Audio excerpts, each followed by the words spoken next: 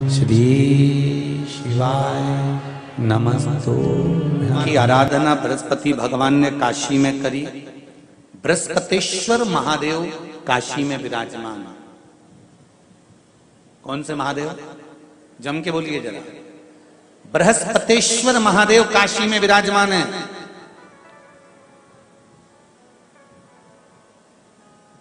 जो अंगूठी में पुखराज नहीं पहन सकते, जिनकी भाग्य रेखा उल्टी चल रही हो, बृहस्पति चमक ही नहीं रहा हो, जिस काम में हाथ डालते हैं वो काम पूरा ही नहीं होता हो, तो एक बार काशी जाना, बृहस्पतेश्वर महादेव का स्पर्श करना, उनका अभिषेक पूजन करना और उनका स्पर्श कर कर एक बेलपत्र ब्राह्मण देवता से मांग कर लेकर जाना कि इन बृहस्पतेश्वर महादेव से मुझे एक बेलपत्र दे दो। तुम्हें पुखराज पहना कि नहीं पहना, हीरा रतन माणिक पहना कि नहीं पहना, वो बेलपत्र इतना चमत्कार कर देगी कि जिंदगी में कभी संपदा की कमी आएगी नहीं। हिंदू धर्म में कहा जाता है अगर राहु लग जाए, राहु बकरी हो जाए, गुरु बकरी हो रहा है, शनि बकरी हो रहा है, शंकर जी के मंदिर में जाइए और 51 बेलपत्र को लच्छे में, मोली में, सूत में बांधकर शंकर जी का नाम लेकर अपने स्पर्श को कर कर और शंकर जी के शिवलिंग को पिना दीजिए। राहु और शनि की वक्रता समाप्त हो जाती है। राहु और शनि की वक्रता समाप्त, वक्रता चली जाए। दोष कई लोगों के साथ होता है, राहु जब बकरी होता है ना, तुम अच्छा काम करने जाते तो बुरा हो जाता है। भगवान विष्णु ने जाते हुए शिव बाबा को देखा। शंकर भगवान से, भगवान नारायण ने कहा आप कुछ कहेंगे नहीं? भगवान शंकर कहते हैं नारायण चिंता मत करो, ये बद्रिकाश्रम में जो आएगा चने की दाल चढ़ा कर जाएगा, चने की दाल को मंदिर के पीछे बैठकर ओम नमः शिवाय बोलकर जो नारायण को समर्पित करेगा, उसके मनवांचित फल को मैं 3 महीने में पूरा कर दूंगा, उसके मन की कामना को मैं 3 माह में पूर्ण कर दूंगा। आज भी नियम है, चने की दाल को लेकर जाते हैं, बद्रिकाश्रम के मंदिर के पीछे बैठकर चने की दाल को लेकर ओम नमः शिवाय का जाप करते हैं। 7 बार ओम नमः शिवाय बोलकर चने की दाल वापस घूमकर भगवान विष्णु को समर्पित करी जाती है, तो 3 महीने में मनोकामना पूरी हो जाती है। उस चने की दाल का इतना प्रमाण, इतना प्रमाण। ब्राह्मण, साधु, संत और बहन बेटी, ये 3 काल का हरण करती है, इसलिए इन तीनों की महत्वता। जब ये राखी जो बनती है ना, ये रक्षा सूत्र जो तुमने बांधा है, ये मोली जो बांधते हैं, कलेवा जो बांधते हैं, ये रक्षा सूत्र बहुत दिन तक जब बंधा रहता है, पूरा समय 8 महीने, 9 महीने, 6 महीने, 4 महीने, 3 महीने, जितना भी आप लोग बांध कर रखते हैं, जितना भी 8 दिन, 15 दिन, 20 दिन, जब तक आप बांध कर रखते हैं, उसके बाद में इसको खोलने के बाद कहां डाला जाता है? कहां दिया जाता है इसको?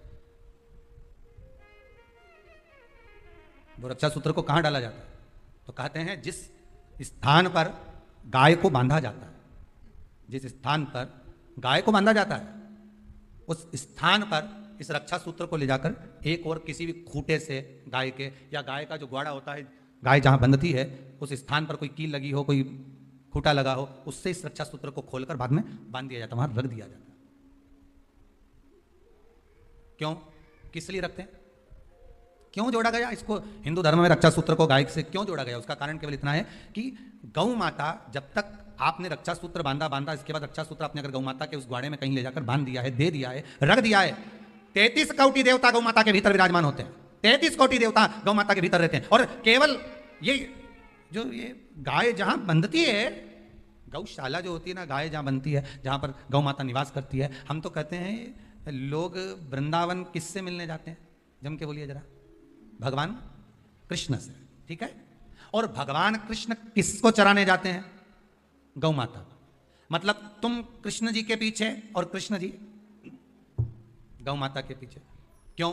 तो उसका सीधा सीधा प्रसंग है कि गाय के ग्वाड़े में, गाय के उस आंगन में, गौशाला आदि आदि में जहां गाय बनती है, उस जगह पर अगर आपने रक्षा सूत्र बाद में बांधने के बाद 8-15 दिन, महीना बाद, 2 महीने, 4 महीने, 6 महीने, 8 महीने के बाद में आपने वहां बांध दिया, रख दिया, तो जिसके हाथ में बंधा होता है उसकी रक्षा स्वयं गौ माता में विराजमान 33 कोटि देवता करते हैं। उसकी रक्षा का सूत्र फिर वो संभालते हैं, फिर वो आपके नहीं, फिर वो संभालते। कोई बड़ा काल आ रहा है, कोई बड़ा एक्सीडेंट होने वाला है, कोई ग्रह बेकार हो गया, उसको फिर संभालेगा कौन? वही गौ माता। गाय, बेटी और संत, ब्राह्मण, साधु, सन्यासी, तपस्वी, साधक, उपासक, ये संभाल लेते, ये संभाल। एक नियम ले लो, कोई भी एक साधना, आप नारियल का गोला दो 50 बार दो, 10-10 20-20 गोले दे दो, 50-50 गोले दे दो, मना नहीं है, हैं 2-4-8 झोला भर के दे दो, हम वो भी मना नहीं करें, एक बोरा भर के दे दो उसका मना नहीं। और श्रीफल की मूलता है, यहाँ नारियल का जो श्रीफल है उसकी मूलता है। और कितनी सुंदर बात है, नारियल जो बहन भाई को देती है श्रीफल, हाथ भरा हुआ रखती है, भाई को बहन जब श्रीफल देती है तो भाई वही श्रीफल अपनी बहन को कुछ दक्षिणा अर्थात कुछ रुपया रखकर, कुछ भेंट रखकर, कुछ स्वरूप रखकर, जब बहन इतनी दूर से आई वही श्रीफल भाई फिर बहन को दे देता है, ये ले तू ले जा, तू रख ले। पर बहन उस श्रीफल को लेकर नहीं जाती है, बहन क्या कहती है, नहीं नहीं तुझे रखना पड़ेगा, तू रख। तो दो चीज में से जब श्रीफल भाई भेंट रखकर देता है अपनी बहन को, तो बहन श्रीफल वहीं भाई के घर छोड़ देती है, भेंट का कुछ भाग लेकर चल देती है। ये बहन का प्रभाव। रक्षा सूत्र को लोगों ने बिगाड़ दिया आज के जमाने में, तो रक्षाबंधन का भी महत्व लोग नहीं जानते कि कैसे रक्षा सूत्र बनना चाहिए, कैसे रक्षाबंधन होना चाहिए, उसका भी विशेष महत्व होता है भाई, उसकी भी मूलता होती है। और एक बात कहूंगा आज रक्षाबंधन पर, आपको अच्छी लगे तो आप स्वीकार करना, ना लगे तो आप छोड़ देना। वैसे भी सियोर वाला महाराज ताड़ी ताड़ी बोली बोले है, उसमें क्या दिक्कत, तो बोलने में तो कोई पीछे हटूंगा नहीं। एक निवेदन आप सबसे करूंगा, आपको अच्छा लगे अपने जीवन में उतारिएगा, ना लगे कोई बात नहीं, छोड़ दीजिएगा, पर उतारना जरूर।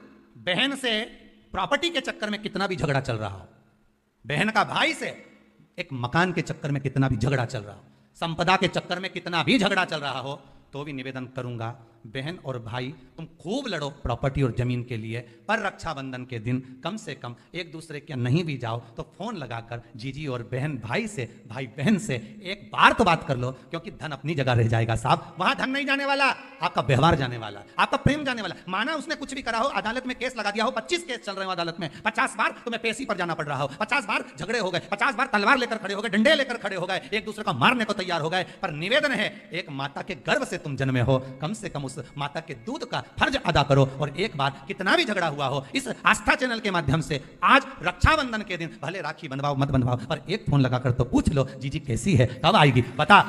या बहन भाई को कह दे रे कैसा है, भूल गया क्या मुझे, भाई भी कह दे, लड़ाई की बात मत करना, आज के दिन बस प्रेम की बात करना कि कम से कम बहन का फोन तो आया।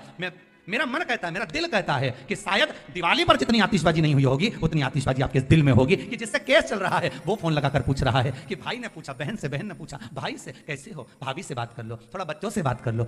माना अदालत में देखा जाएगा, लड़ाई झगड़े सब होंगे, सब कुछ होगा, कौरव और पांडवों की कथा तो देखो रे कितनी सुंदर।